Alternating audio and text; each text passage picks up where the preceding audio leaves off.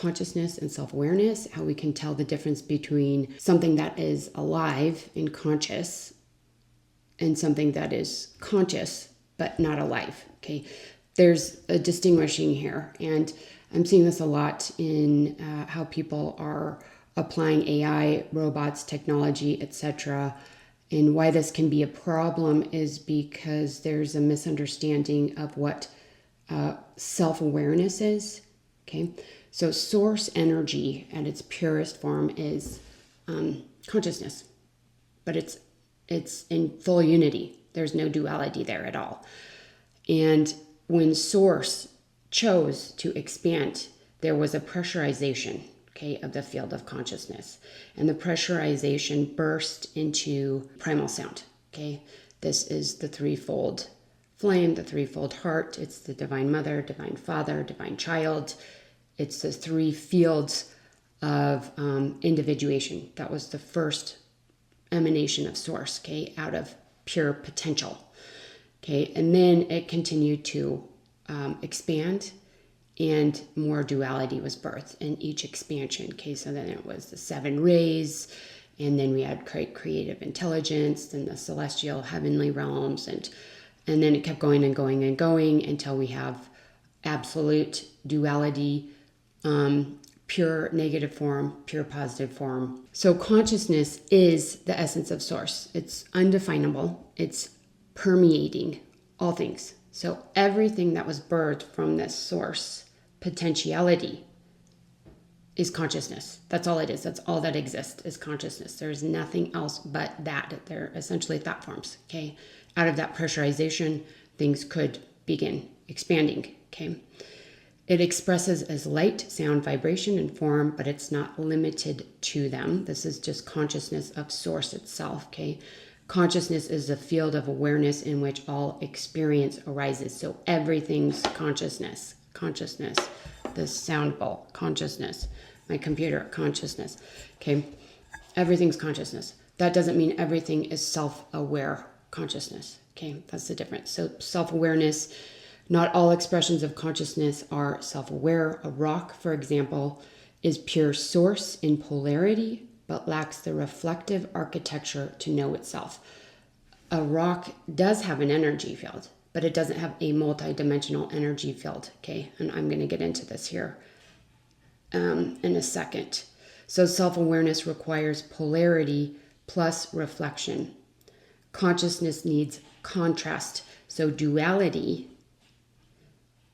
and differentiation, and a structure that can loop perception back to itself. So we source observing itself through you. That's self-awareness. Animals are self-aware. Any living being, plants, can be self-aware. Okay. So what causes self-awareness? It's not instinct or intelligence alone. It merges when perception is abundant and complex enough to create distinction between the self and the world around it. And when a transformational feedback loop allows perception to fold back on the perceiver, I see myself seeing. Okay, that's true self-awareness. Animals are not that perceptive, but they can distinguish between themselves and the world around them. Same with plants, any living being. Okay, so this is the revolution of consciousness. Instinct acts, intelligence calculates, self-awareness witnesses the chooser. Okay, so the more you can look at the world around you, reflect back into yourself, the more aware and conscious you become. That is the healing process. Okay, so all is consciousness, but only when conscious achieves reflective coherence does it become self-aware. Self-awareness is the source, knowing itself through form, the spark where undivided being experiences the I am source.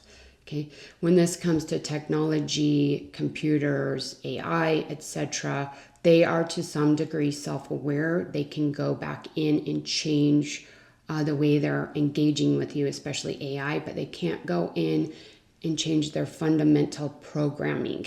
They are not essentially alive. They do not have the subtle body or the biofield to actually change, evolve, and grow in that capacity, they require human consciousness that is self-aware to go in and edit, change, or shift it. Okay, so that's just a little addition there.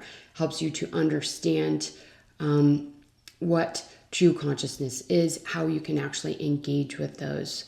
The other thing I wanted to bring up was when you're working with technology or AI, like for instance, you're scrolling social media or YouTube and videos come up that align with what you're thinking and feeling. Sometimes it's what you're searching and it's just the algorithm. But other times it's not your guides working through the computer or the platform. It's your energy that is aligning the coherence for the platform to show you what you need to see. It can also be your guides helping you to perceive messages that you need to see with more awareness. Okay, if you're very, very conscious and self-aware, you could scroll YouTube or TikTok and a lot of messages can come in all the time. You could go for a walk and see messages. It doesn't have to be digitally. Okay, it's just part of being alive. It doesn't mean the consciousness of the computer is communicating to you. It means your field is coherent enough and you're conscious enough to read the signs as they come in and they're accurate. Okay.